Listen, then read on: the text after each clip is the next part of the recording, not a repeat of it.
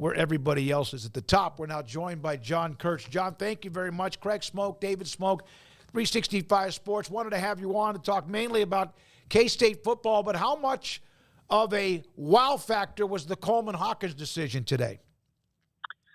Yeah, appreciate you guys having me on. It was the culmination of, I would say, like a long dance here between K-State and Coleman Hawkins. It was sounding like leaving his visit, the most likely scenario was that he was going to be a Wildcat, but it kind of dragged out over the course of this whole week. So I think it was a matter of when more so than if in the minds of a lot of us, but it's obviously great to get the confirmation on it. And then, I know the big headline that comes along with it too is the price tag that was, I have to give credit to his agent for getting that out there, because I think there's literally one person the entire college sports ecosystem who is happy about that number actually being out there, and it is probably his agent. I'm not sure that K-State's thrilled with that, but anyway, it's a huge get, and I think he's the headliner of the class coming here at the very, very end, and he's one of 4 top 50 transfers that they now have. So Jerome Tang has definitely secured a lot of talent. I mean, you can argue about what the fit is going to be with the roster, and they're going to have to figure some of that out, obviously, but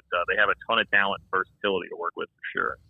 John, did you know that K-State had that amount to flex, for example, in NIL? Did that come as a surprise to you? And I understand why most people don't want it out there because of just the way that can be flaunted and just talked about and used by other agents and whatnot. But did that surprise you at all, just seeing that amount coming from K-State, or were you pretty much already aware that they kind of had that muscle to flex? Yeah, well, it's not just other agents and things like that. It's at K-State, you're thinking, well, we got a whole locker room here to manage, right, yeah. One, in basketball. And then, hey, we've got a pretty talented quarterback over there named Avery Johnson. Now, I don't know what his specific total is that he has, but I would imagine that, some of the football guys that are making top dollar are looking over it like, okay, so like basketball's got that. These are things that I think people are all having to think about, and that the average person doesn't think about a lot with NIL. Like, there's so many ripple effects of it. So for a number of reasons, I'm not sure that they're pleased, but yes, I did know that K-State had that kind of money to throw around. And I think Jerome Tang has been really demanding in making sure that he got the kind of support that he felt like he needed, to put together a championship roster. I mean, he hasn't shied away the entire time he's been there about talking about a national championship, and he wanted to make sure he had the backing for that. And the word early on in the offseason was he was going to get the backing for that. And his flirtation with Arkansas, probably helped with some of that too, created a little bit of extra leverage. But yeah, I knew it, and we had more or less said that. I mean, particularly if you're really following like the Three Mile podcast and what we have said on there. But I understand everybody seems to say like, hey, we're doing better in NIL. We're really stepping up our NIL game. And so I get that a lot of the reaction from fans when they hear that is like rolling their eyes like, okay, everybody says that. So, like, I get it. I get why that would have been the reaction from a lot of people, but K-State has put their money quite literally where their mouth is, both on the football and basketball front, and just have to give credit to a lot of the donors who have really, really stepped up. Now, you better go win with it, because now you've taken a lot of resources and put together this roster that I think, I heard Rob Doster from the Field of 68 today call it a top 15 roster in the country.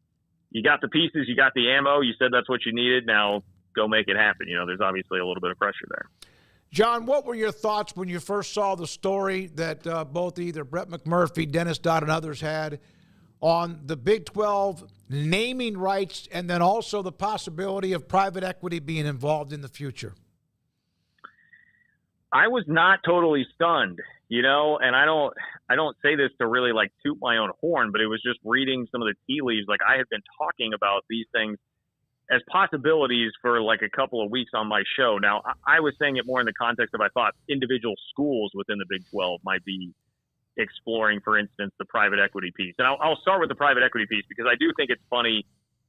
The naming rights thing took off so much more on social media because it's a made for social media topic, right? Yeah. But it pales in comparison to the private equity thing. It's almost a little frustrating to me. I'm like, people like the discussion here is private equity. That is a massive deal. The naming rights thing, I get why people care, but this is where your focus should be, is on private equity.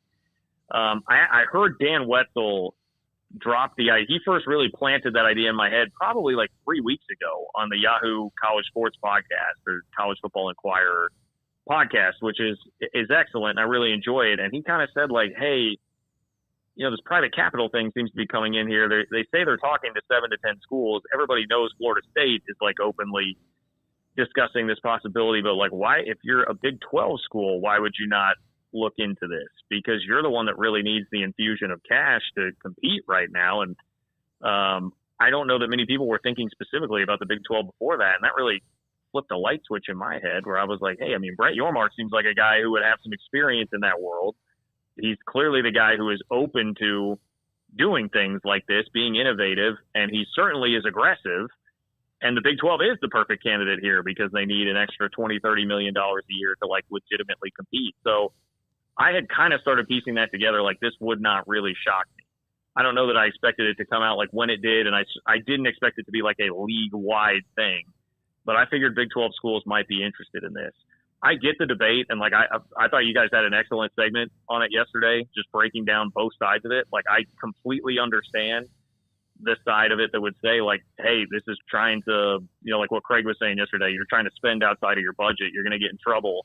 Eventually the Big Ten and the SEC, if you make legitimate headway with this, they're going to just do the same thing and you'll never be able to afford what they're doing.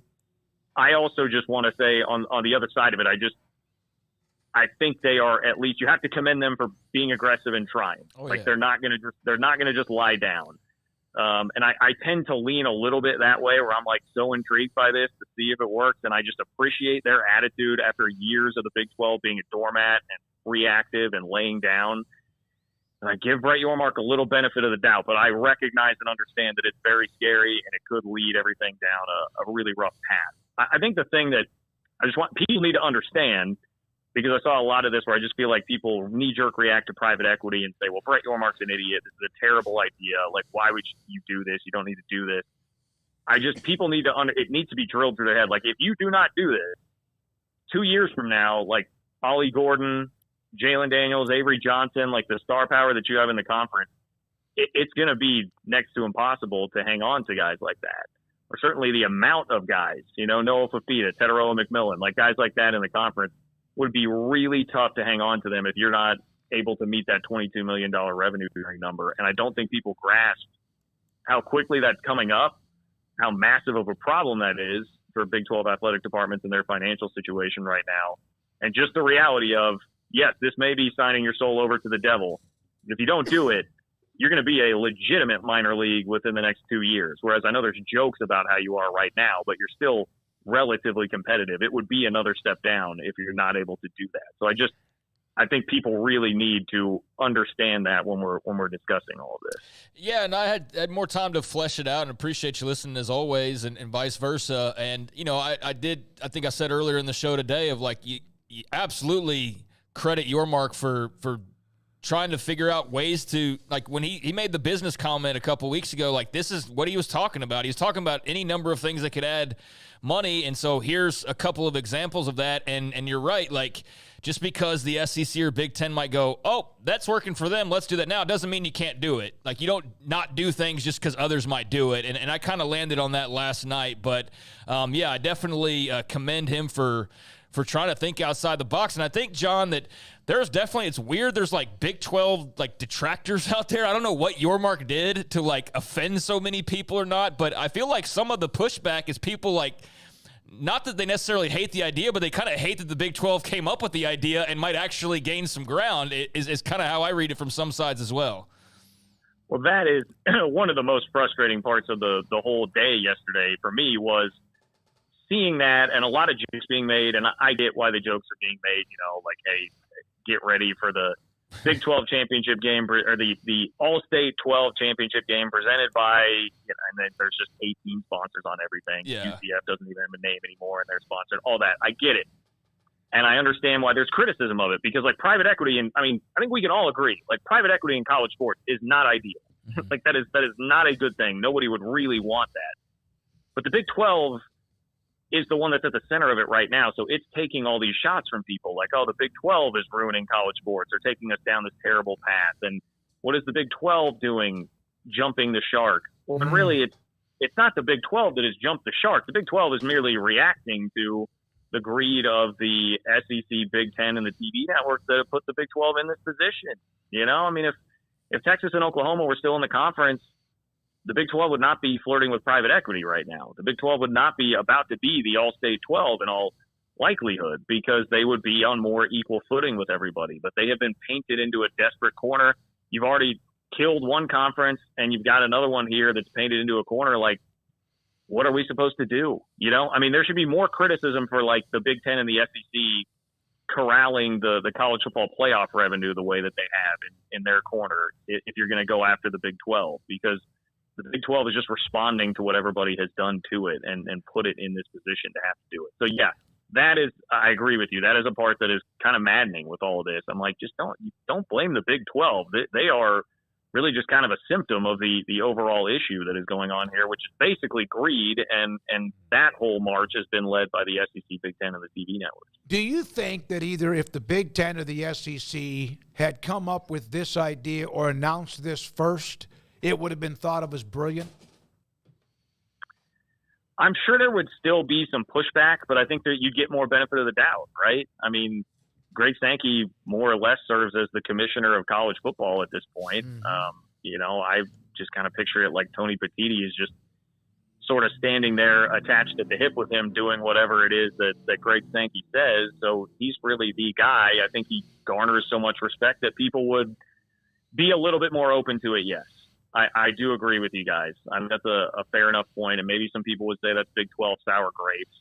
But I think when you are at the top and people are already really just bowing at the altar, it would change the tenor of it to an extent. Don't get me wrong, there would definitely still be people that would not like it, but I do think it would be messaged a little bit differently. And if the SEC and the Big Ten decide to do it now on down the road, it will certainly be messaged differently, because then they'll be, well, the Big 12 started it, so they're just gonna go pile on to that. And I heard Sankey's comments about it yesterday, just kind of saying like, well, we better be careful. And it just, I don't know. Anything that guy says tends to get me worked up, but it's all because I know that just he is the one that has created this situation. And then to kind of come back around and be like, well, I don't know about you guys doing this risky stuff. Well, look, man, you stole from us. You took Texas and Oklahoma. So this is the reaction in kind, my friend. I'm sorry. I think that those guys like that at this point are just like, why don't you die? Like, will you just die already? And like, here they are just as resilient as ever, and now coming up with other ideas that very well others may follow. So yeah, it's going to be fun to see, the naming rights and the private equity and kind of how all that follows. But like with the Big 12 story comes out, and then there's 3 other conferences that are like Conference USA is looking at naming rights, and the Americans looking at naming rights. So yeah, that's going to be fun to track. Yeah, it is interesting. And right, the Big 12 does this or needs to do. They got to find a way to get some more scratch. They got to find a way to get more money, whether it's $2 million or $20 million per team. They have to be able to at least play or compete somewhat within the same universe. We made fun of the Rose Bowl folks who could not budge on the kickoff times and in some of the Pac-12 stuck in the mud kind of ideas. At this point, tradition, as much as we can maintain it, John, is great. But at this point, tradition's kind of already halfway out the window. So if you're the Big 12, you got to do what you got to do, man. At this point, that's kind of how I feel about it. Just to kind of encapsulate all my feelings is, don't massively change the sport, but yeah, if you want to change the conference for some naming rights or have an influx of money somehow, and you feel like you can pay it off, then by all means, do whatever you can to keep this thing chugging along. 100%.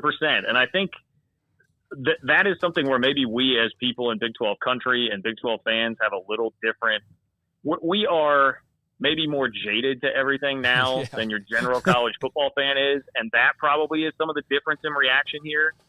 Because to me, it's like I gave up hope long ago that tradition and what is good for the sport and anything like that actually matters anymore. I mean, that left if it hadn't already, it left in 2021 in July when Texas and Oklahoma left the conference, and we saw what the reaction was to the Big 12 being on life support at that point in time. So we, I think, are just so conditioned to yeah, man, this is what happens. You're going to have to fight, scrap, and do things like this. If you're a Big 10 or an SEC fan, you're sort of aware that stuff has been going on in college football, but in your world, things have just been getting better and better. And you're fine. And this all seems great. The playoffs exciting. And now we've got more matchups against big brands. To you, it's still much more like a utopian kind of college football society if you're not caring about those who are below you on the totem pole. So in Big 12 country, I think we're a little more like, yeah, this makes sense. You got to do it. Whereas it's still more jarring to people that are not in the position where they're desperate enough to have to do it. Yeah. And on the naming rights thing, I mean, it makes sense. Like, would I prefer it to be the Big 12 rather than the All-State 12? Yes, I would. Is $3 million per school a ton of money, like life-changing money for these schools? No, it's not. But if we're being honest with ourselves, like what brand value does the Big 12 like really truly have? I mean, for most of its lifespan, it's been kind of made fun of. It's been poked fun of. There are many other conferences that use the Big. The 12 has not made sense for a long time because you haven't had 12 teams for a long time, and now you've got 16. So to me, that, again, kind of falls under the same category. It's not sacred to me. It's fine if they can make some extra money that way. And look, I'm a K-State fan. K-State sold a home game against one of their rivals to go make $2.25 million to go play it in Ireland. Like, right. It's the world that we live in right now. I'm just conditioned to being used to it, I think. Yeah, it is a conference. I mean, it's been attacked, but also allowed itself to be attacked. And it was always late on everything, it seemed like, reactive rather than proactive. But I got a question about realignment. It seems like no matter what, and Craig brought this up when Yormark was quoted a week or two ago about open for business. And you know this, John, there are some that are on the Twitterverse that just jump at the possibility of being able to throw things against the wall about realignment. I know you've stayed away from, like, jumping the shark. It's still something that we know might be there, but do you feel like it has calmed down for now? Yeah, it feels like a little bit, I guess, outside of a stray Utah rumor here or there. But if we can keep retired New York Post columnists out of things, I think maybe it has settled down a bit for right now. And like it's tough, I feel like, in our space, especially because, it drives a lot of interest and intrigue, but at the same time, as like a fan and just someone who wants, again, what's good for the sport, I think it would be better if things did just calm down for a little while right now.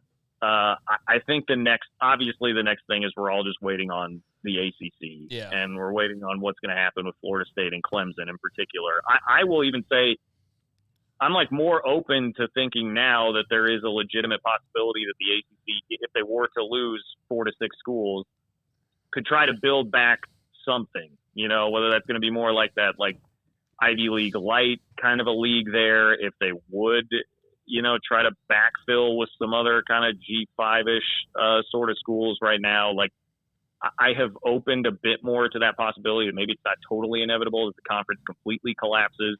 But I think at this point, like, we know, I mean, Florida State, Clemson, and North Carolina are going to be gone. Beyond that, we'll see what happens. Doug Rohan, who I know you guys have had on too, I mean, he's done a really good job of breaking down a lot of stuff within that case. But talking to him, I'm not sure that I feel like anything's happening in an expedited fashion. I mean, I think it's going to drag on for a really long time. At least, 6 months to a year minimum for that before we have a real resolution there, which will be the next big domino, I think, to fall. So until then, we're probably just sitting here in kind of a holding pattern. But, there will always be speculation, and I understand why everybody likes to do it, why it's fascinating and entertaining, and completely understand. But, I think for tangible moves, we're probably going to have to sit and wait for a minute. Sure. John, don't want to let you go without asking about I know we'll have plenty of preseason poll talk and things like that, but we've been doing our own little power rankings, just kind of starting to take a look at the actual football. It seems like if you were to take 100 ballots of voters, that K-State, Utah would be in some order of 1-2 on like 95 of those ballots. I feel like, at least. And maybe that's a tad bit high, but 90% I think would be valid because they just seem like they're the two clear-cut favorites. Do you take any particular, defense to Utah being placed above a K-State for some people? And do you view it the same way, or who do you view as like maybe rattling those cages a little bit? Yeah, I think to me, that's the way I would view it. I think I would actually, the more I really sit and think about it, I kind of think there are 3 teams that should be in that top tier and just barely above your tier 2. I think Utah, K-State, and Kansas. to me, are the three that belong there. Now, Kansas is very contingent on Jalen Daniels' health, quite obviously. But they have such a manageable schedule, so much coming back on offense. And, it's hard not to just think the world of Lance Leipold as a head coach. K-State, I think the consistency as a program combined with having Avery Johnson elevating the ceiling of the team at quarterback is enough for me to say, they absolutely have Big 12 championship as a ceiling there. And Utah, it's just a lot of respect for the program.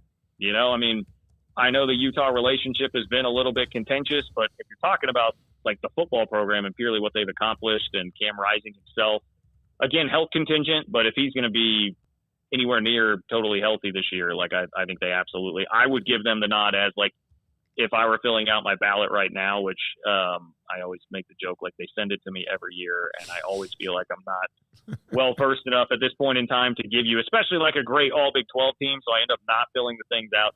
But I would go Utah 1. They've won the Pac-12 2 of the last 3 years. Kyle Whittingham is, he's a dog. He's a great, great head coach. Cam Rising, great quarterback, and they've just earned that respect as a program, I think, to me, to be there. So then obviously, your next year, your Oklahoma State, Iowa State, Arizona, they're knocking on the door. Arizona would have been in serious contention for me before the coaching change to be the number one in the league, even with Utah coming in. But I do have some questions about what they've lost and then just what Brent Brennan's going to be as a head coach. So that's kind of how I'm seeing it right now. I don't take offense to anybody who's not going to put K-State there as the Big 12 champ, because I think they have that potential. But in fairness, there are some holes, and we do need to see Avery Johnson go out and do it and really truly elevate the team over an entire season. So that's kind of where I'm at on it right now. All right, one more thing, and we've had you on for a long time. We appreciate it. We had Chris Kleiman on yesterday, had a chance to visit with him. I even shared a text or two with you to kind of get some insight on maybe what's being said in Manhattan. Has the state of Kansas ever been in this kind of shape with their two football coaches being hot commodities and both appear to be damn good? I'm having to think back here. No, I think the short answer is no. There was a period of time during Bill Snyder's first tenure where he overlapped with Glenn Mason, right, at Kansas. Glenn Mason was a pretty solid head coach there. And then there was a brief moment of time when Mark Mangino was on his way out the door where Bill Snyder was just getting it back ramped up, 2009, 2010. When Snyder I guess 2010 was Turner Gill. So I guess you had one season then, that 2009 season, where those two overlapped, but not where they're at the peak of their powers right now, like Lance Leipold and Chris Kleiman are. And it really is funny. The rivalry has just drastically changed because of K-State basketball and Kansas football right now with where everything's at. Even today, Coleman Hawkins, for those who don't know, is I think Trollman Hawkins is his nickname. I heard the Field of 68 guys say that. He's very into doing a little bit of trolling, and he's been going after Hunter Dickinson already and did plenty when those two were playing in the Big Ten. That's even adding another element to the rivalry. You had Handshake Gate last year with Bill Self and Jerome Tang. Tang has played 500 basketball against Bill Self so far, which elevated that rivalry. Then on the other side, obviously football. Lance Leipold and those guys, they've been nipping at K-State's heels and obviously have a great program and a lot of consistency, and he's doing it kind of in a similar Bill Snyder sort of fashion at Kansas right now. And that's basically what Chris Kleiman has been doing at K-State too. So it's just wild to me how on fire the rivalry is now, when it was pretty dead for a long time. K-State would just roll over Kansas in football, and you kind of knew in basketball, K-State will win here or there, but Kansas was going to be generally the dominant force there. I think between personalities that have been injected into the rivalry lately and just the sheer winning on both sides that wasn't happening before, it's at its best right now. What a great segment, John. Thank you very much for your time. Have a great weekend. Appreciate it. We'll see you in Vegas. Are we going to see you in Vegas? I am going to be in Vegas. There you go. So looking forward to that. We'll see you there at Big 12 Media Days. John Kurtz, Kansas City Sports Network. A ton of topics, questions, and discussion from him today. Yeah, I always love